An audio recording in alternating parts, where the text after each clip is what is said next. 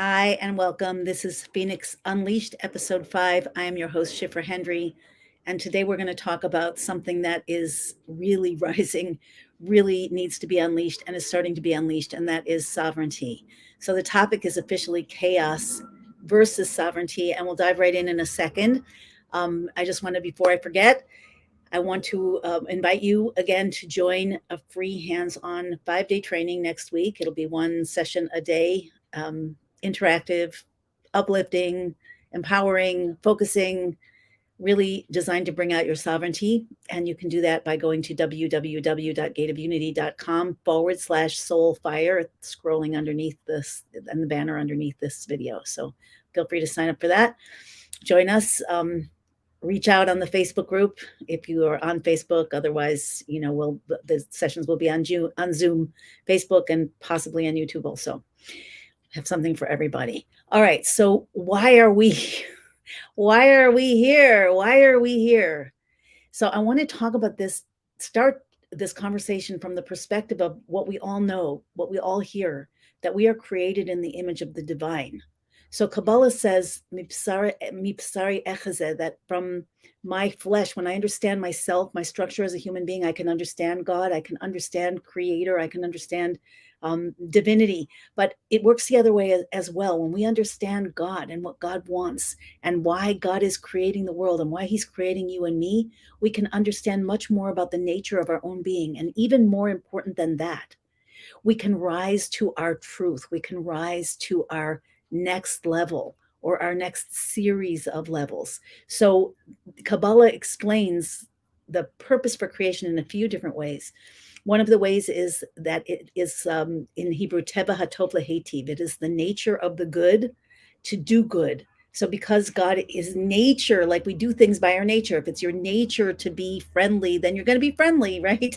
If it's your nature to care about people, you're going to do things that indicate caring about people. If it's your nature to be isolated or, reclusive, that's going to be your nature. So one of the principles that Kabbalah predicates creation on is that God's nature is good, and a nature that is good will want to do good. How do you do good if you're the only one? How do you do good if there's nobody to do good to? Or how can you even define good if there's nothing in the world that's not good? So basically, from God's nature of tov, of good, there's a natural flow into doing good, and that flow, that nature, that principle of nature catalyzes a ratzon lehetiv, a desire to do good. And that is kind of the initiation or the motor that catalyzes all of creation. But all of it remains, as Kabbalah explains, all of this desire to do good, all of this, you could even call it purpose, even though it's not exactly legit to say God has a purpose, but let's say intention that comes from a desire. Your purpose and your intention also comes from your desire. Like I said, we are mirroring the Creator. So from that desire to do good, but there's still nobody to do good to, and there's still no contrast that even allows you to define what good is, and there's still no such thing as doing. So that desire has to move down through the divine structure, which gets created based on this desire. So God has a desire, so all of a sudden he has to have an intellect, so to speak. Not like our intellect, but at least instead of just one giant essential potential, now God has to have a plan. And then he has to have decisions about which way to do the plan. Do this yes, do this no. How do I blend the two? And then the plan has to move into action. Anyway, it moves down as it creates the divine spheros, the divine emanations in the highest world of Atzilus. It moves down to the lowest of the lowest sphera, the lowest attribute in the tree of life, which is malchus. So from the nature of good to the nature of good to do good to the desire to do good, it comes all the way down to ana emloch, which means I shall rule. So how do you do good? Ein melech b'lo am. There's no king without a people. So I must have a people. I must have a creation to do good to my creation.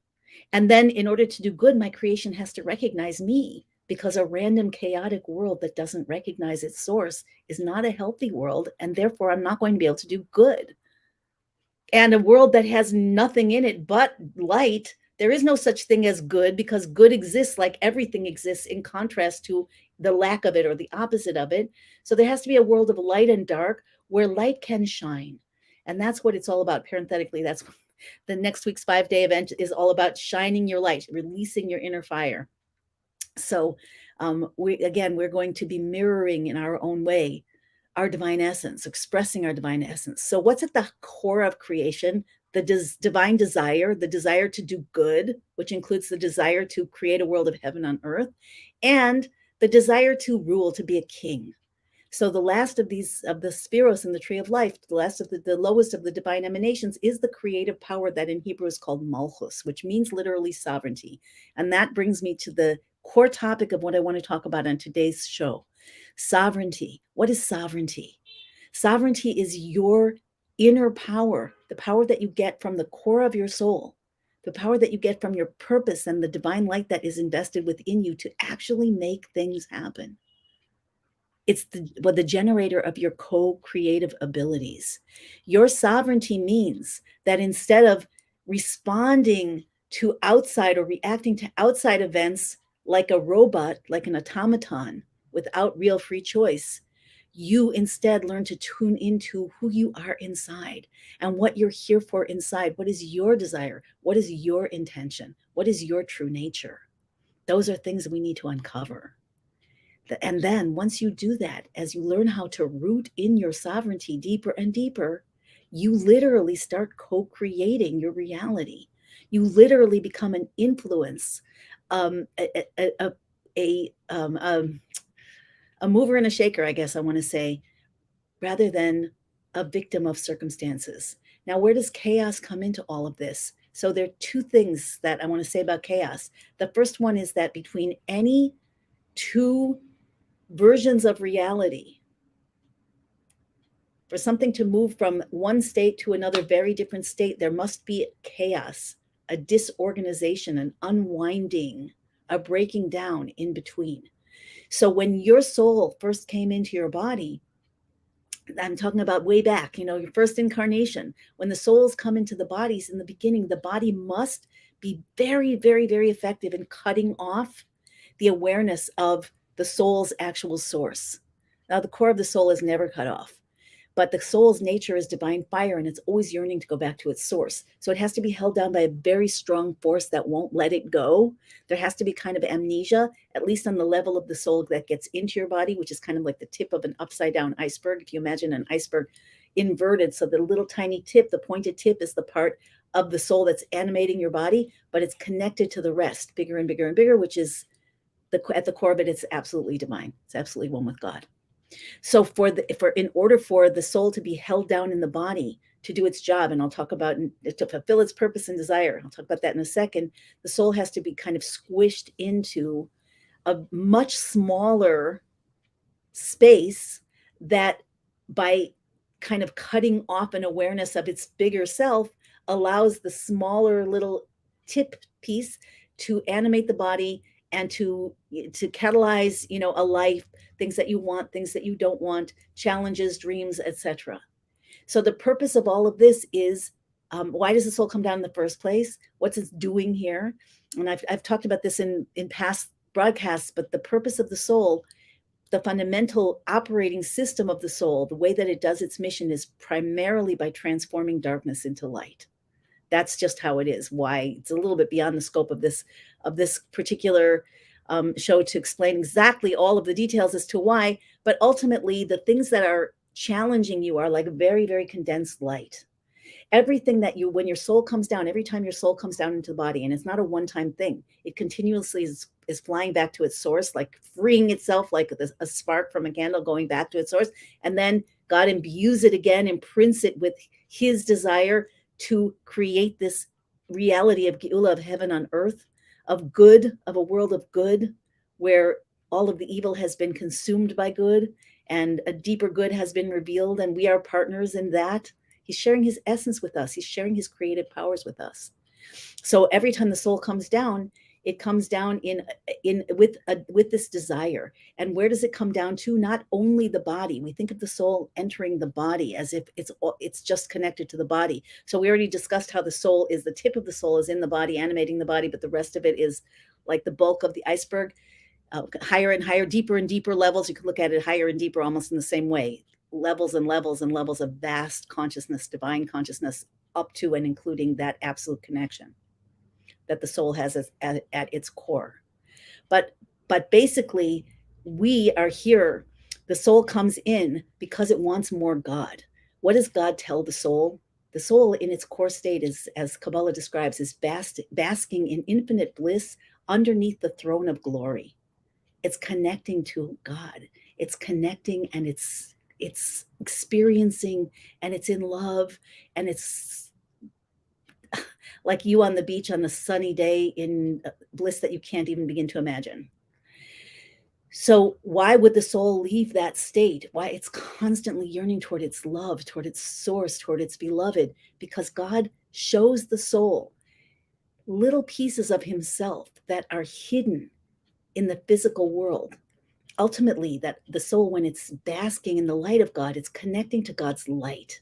But it's not an intimate partnership. It's just kind of receiving, it's benefiting. It's like, but to be God's intimate partner, to know God from outside, from inside, that's the prize. So God shows the soul, your soul, at every instant. God is showing your soul these divine sparks, these places in your life, past, present, and future, in every event of your life, in every physical thing that you'll encounter, in every relationship that you'll encounter, in all aspects of your life, little pieces of actual divinity, like core godliness, are hidden. Those are the divine sparks. And when your soul comes down, it's in clothing, not only in your body, but in every single thing that you are here to elevate, every piece of divinity that you are here to reveal, that your soul is longing, languishing sometimes to reveal. So how do you know where those sparks are? Like, people want to know all the time, what's my purpose? I think what people really want to know when they ask that is like, what am I supposed to be doing? Do I have a particular like career or project I'm here for? And yeah, a lot of times the answer is yes, and a lot of times the answer changes, but at the very heart of your being, you are here to meet God, to have an encounter with God where God reveals himself through you, and where there is then a union that could never otherwise be achieved, which makes you a partner in creation in the most tangible and incredible ways. And that's why your soul keeps coming down into this insane world. When the soul feels that it has no reason to be here, when it feels like it's just not getting through, it's like, why am I going through all this? I'm sure there are people listening now that have experienced this. Many people tell me that they feel like they never really should have been here, that they wish they weren't here, they wish they could just leave. Like, what's the point? So when the soul loses its sense that it is able to somehow, in some way, accomplish its purpose, when it loses that, it gets a malady that's called cholat ahava, love sickness. Literally, it wants to go back to its source. And at that point, when it gets to that point, it will start to, there could start to be some kind of illness, whether, God forbid, whether it's mental or emotional or physical or whatever. The soul will start, usually incrementally, not always, but start to return. So we want to be on purpose, primarily because that brings the soul more into the body. The more the soul is in the body, the more there's absolute health. These are all cosmic principles. Full embodiment equals full health, full connection. When the soul is fully in the body, every part of the body, and the body is responding to the soul sovereignty rather than to the chaos around. So then there is absolute health.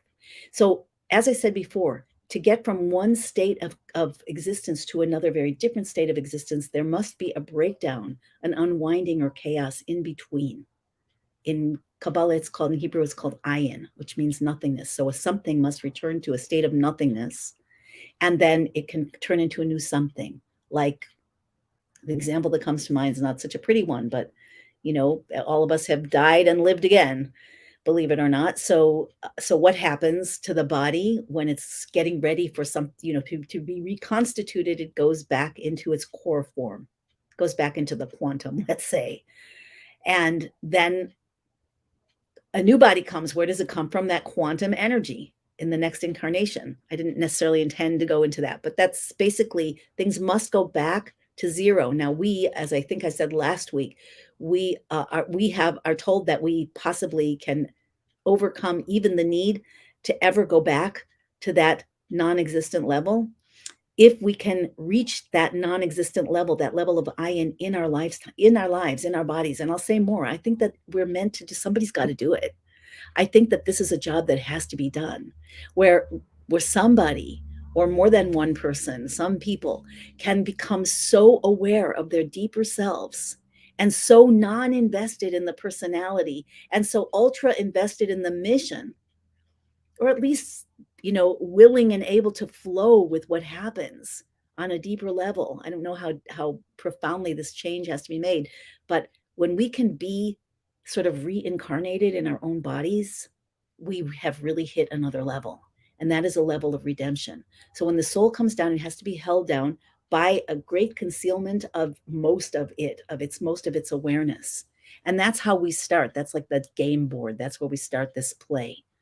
But through all of our experiences, every time we get in touch with a desire, and every time, especially if it's a core desire, like to do good, like to experience truth, like to feel peace, like to have love or give love, like abundance, those are the types of things that are core desires, divested from all of the wants and don't wants that we live with every day. When we can come in touch, and we do come in touch with those things in certain moments, and even when we're not in touch with them, they're propelling us. Your desire for pleasure, which is a core holy desire, can be disguised or enclosed in a desire for pizza, or even a desire to, express your temper on somebody that you care about. That's not the core of the desire. The core of the desire then would be pleasure, or it would be self-expression, or whatever. In the training, we'll be doing a little bit of digging in to find some core desires. However, when that is the case, each time the soul encounters a desire, every time you want something, to bring it down to very real terms, you're going to go for that thing, maybe, unless you're blocked by a limiting belief or a disappointment or frustration.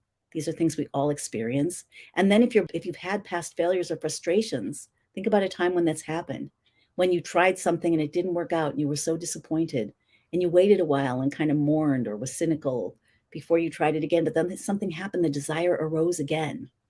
And it's like, okay, I'm going to try again. And this time you try with more force, with more awareness, with more wisdom, with more conviction. And you've just turned a challenge, which conceals one of your divine sparks, or many of your divine sparks that you're here to elevate, and you've turned it into more of an expression of your soul's power. So basically, as we go through life and we go through lifetimes, more and more and more of our divine potential, our soul's potential, comes to revelation in our body, in our lives, in our personality. And that's really the name of the game. Now we are in a place where we are, where there's global chaos, massive chaos, which is designed again to bring out the revelation of God in the world and soul in the bodies. Purpose. What is the purpose? Sovereignty again means a connection to your purpose, your desire, your core desires, your intention, and your malchus, your power to co-create. That's sovereignty. Sovereignty literally is malchus, kingship, creative power. And in that, we are the only species which is like God. When it says that man is created in the image of God, that is the main thing that it means. We have free choice. We have the divine power of creativity in us. It shows up in all kinds of different ways, but it's meant among those ways now to show up in our own conscious alignment with the divine plan. So when the chaos, which dissolves the previous way of being and leaves you with sort of a quantum potential to morph into a new way of being, so when the chaos accelerates, we can go deeper into being dissolved, or we can resist it, be mad at it, be terrified, be it at it, from it, by it, shake it, yell at it, feel like victims of it, feel sick because of it, God forbid, or any of, and all the things that we all probably experience way too much of lately. Or we can let it remind us that I'm morphing. This is here because I need a morph. This is here because I showed up as a certain persona that was just a representation of the very tip of the iceberg of my divine essence. And every time I allow something that challenges me, like that frustration or disappointment or whatever, to arouse a deeper desire and more wisdom and more power, that means more of my soul is embodied, more of my soul is revealed within my being, more divinity is now present through me in the world, and more creative power is here on earth. And when you're aligned with the divine plan, things start to rock and roll, because all of this that we're experiencing now collectively and individually is only on behalf of the divine plan. We are literally in a birth process between exile, gullus, and redemption, geula. That's what's happening here. But when we're unconscious, and I've said this, I can't even think how many times I've said this over the years, consciousness equals choice. When you are unconscious, when you have a big smudge of dirt on your nose and you don't know it's there, everybody else will see it, but you don't have the choice about cleaning it off. You can't do anything about it because you're not conscious. When you're to the degree that you're unconscious about anything, when you don't understand where your soul is, when you don't understand that your challenges are literally containing a divine spark, an infinite piece of God that you can now create intimacy with, that only you, by the way, only you of all human beings who ever lived and ever will live and are living now, only you can elevate that particular spark. It's bound to your soul. Your soul isn't clothed in it already. You can either turn your back on it or you can face it and embrace it. And when you do that, miracles happen. They happen for you in your personal life. They happen for the whole project. They happen for all of humanity in overt and covert ways, whether you know it or not. And the action is moved forward. So the more proactive we are about this process, the less it is necessary for things to shake us up, because we're already shaking ourselves. If you've ever seen, I know not everybody who listens to me is Jewish, and that's awesome, because the Torah is for everyone, Geula is for everyone, God is for everyone. So bring your friends. But if you've ever seen like a movie of a synagogue with, or if you've been in one with Jews at their prayers, automatically people are like unconsciously doing this when they're praying. Why? That's what a candle does. The soul is like flickering, yearning to go back to the source. It's connecting through your mind, through your heart, and it's trying to fly out. And the only thing that's keeping it in your body is that desire, that God love, that power that is invested in the soul that causes it to say, okay, I never want to leave this spot on the beach, but you know what? For you, I'm going down. I'm going down. But then, and it's part of the plan, once the soul's in the body, because most of it isn't in the body, and even the part that is in the body is very tightly squished. You know, divine consciousness, even the tip of the iceberg of a soul has consciousness vastly greater than a human consciousness. It's got to fit into the brain. And most of the time we're checked out, even with that.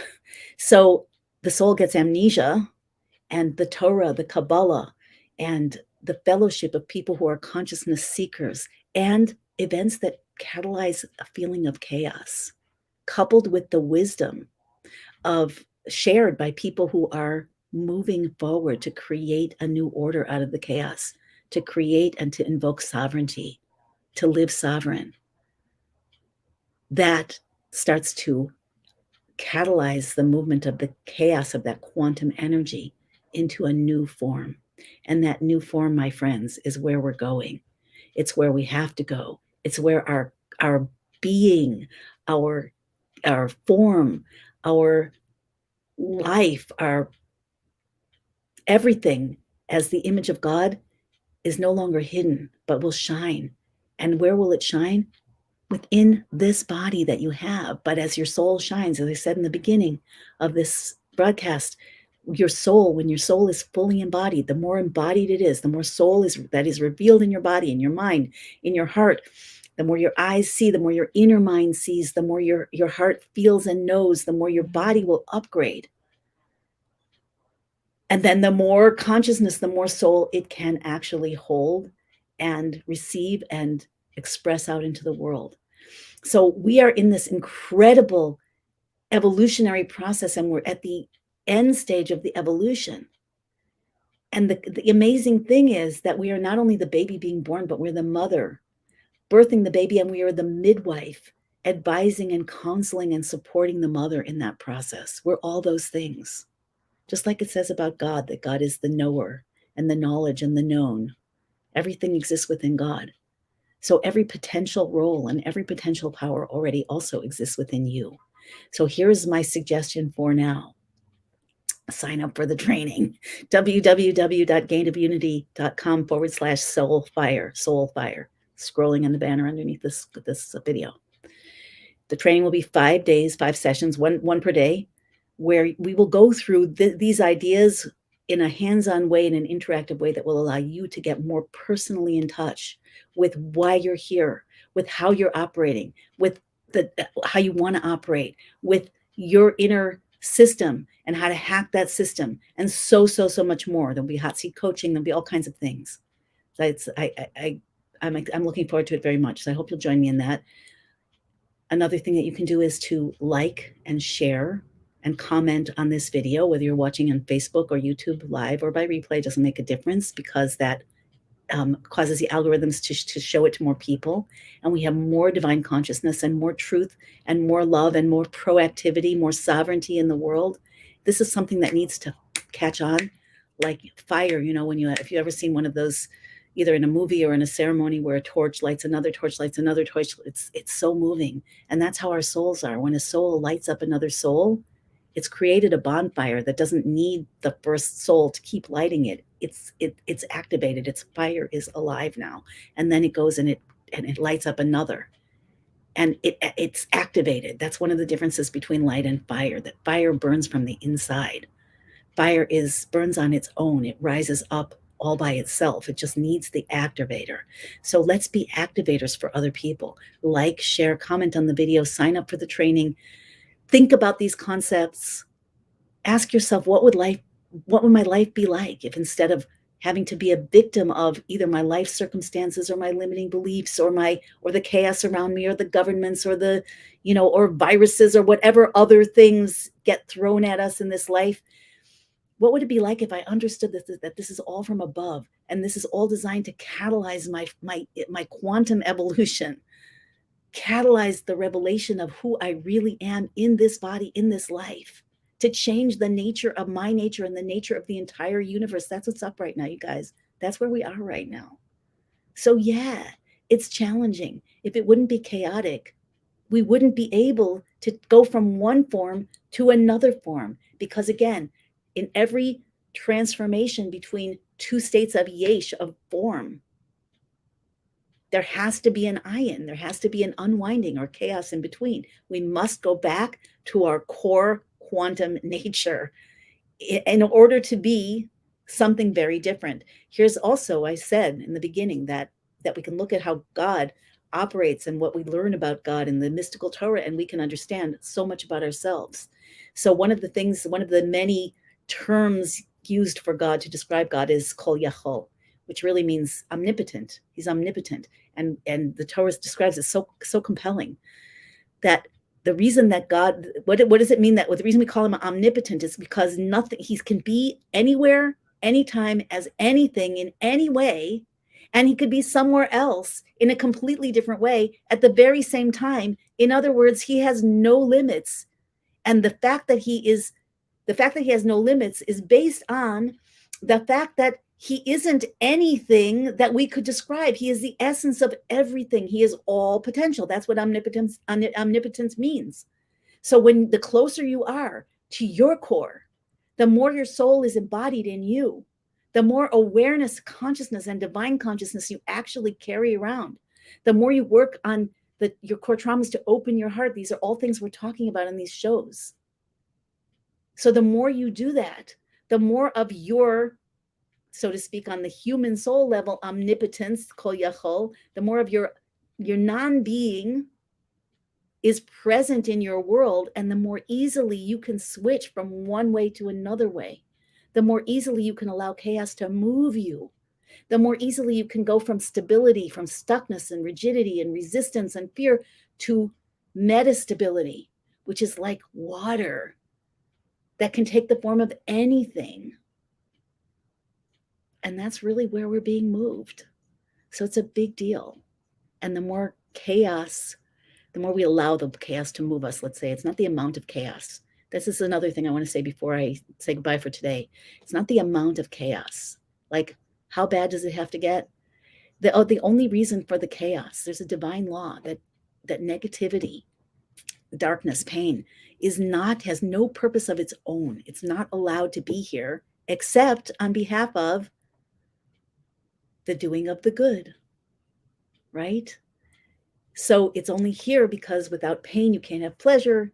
That's the nature of the world that we are operating in on behalf of the mission that's way beyond this world, but will be enacted in this world. This world is the target. But within this world, like within your body, you'll experience level after level of your own vastness. Within this world, we'll experience level after level after level of its source. It's not going to hide. It's going to be going to reveal. So it's an inversion. It's a flip. Just like God went from the nature of the good is to do good. So that generated a desire to do good, which had to come down to actually doing good, which is God's malchus, his sovereignty, ana emloch, I will rule.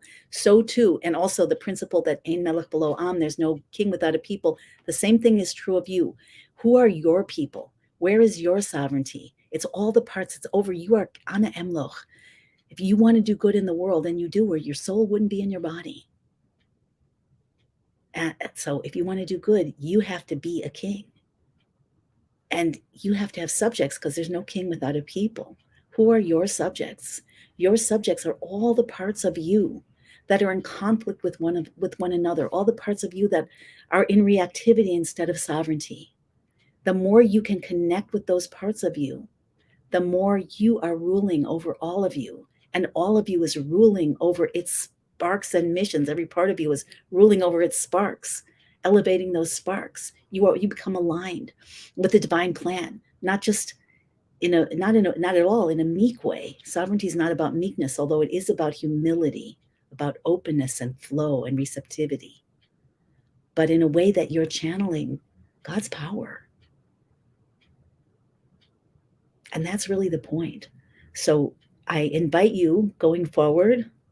Once again, I'm just going to say, invite you to sign up for free to the 5-day training, www.gateofunity.com, scrolling by right now, /soulfire. Invite your friends, anybody that you'd like to see thinking more like this, invite them. If they don't have a good time, they'll leave. Chances are they will have a good time. You can like, share, and comment on the video. But beyond that, I want to invite you to think about this, to take on this principle, at least allow for this reality that every time you are triggered into fear or into any other negative emotion that tends to shut you down, see it as an invitation, see it as a concealed divine spark. There's a purpose in that trigger, and ask yourself, train yourself to ask yourself, what is that purpose? What could be the good in this? Where is the profit in this? How can I reveal God in this? How can I reveal more of myself in this? Is this designed to melt down some stuck part of form in me on behalf of a new quantum reality, expressing itself through my personality, my body, my being, my life? And if you can imbue that, if you can embed that and absorb that, integrate that idea into your consciousness in a way that you actually respond to it, trigger awareness, questions, transformation, sovereignty, you'll see that things will change for you very, very quickly. And know that each one of us is a world, is a universe. And we're all connected at the deepest levels, and even a little bit less deep than the deepest levels. We're all connected in all kinds of ways, especially now.